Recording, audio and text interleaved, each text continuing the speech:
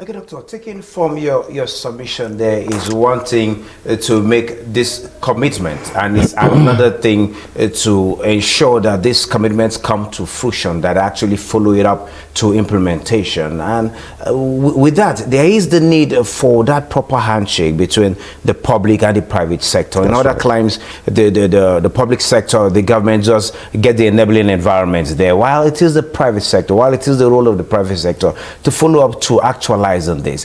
In all of this, there are predictions too that in the next 20, 30 years, the world will be all about Africa with the huge resources we have, both in the human and natural resources. How positioned is Nigeria for such opportunities, in line and also in consonance to the need to actualize some of these deals reached?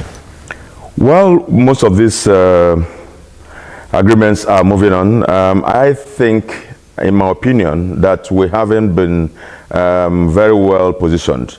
AFCFTA has just come on board, and I look around, I see some other African countries taking advantage of this particular agreement.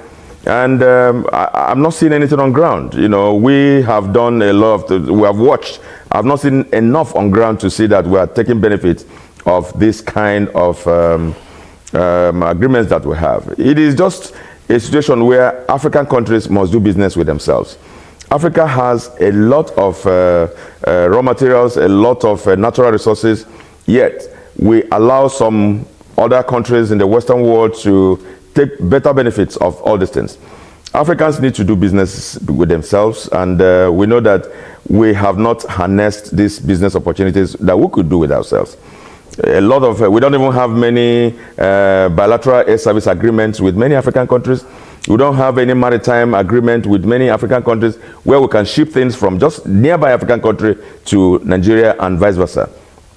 But we have a lot of these things with some foreign Western countries. This is not good enough, and so we need to, as African countries, know that we need to take the bull by the horn and take advantage of our nearness and our cohesion and our trade agreements that we have had for Africa to develop Africa.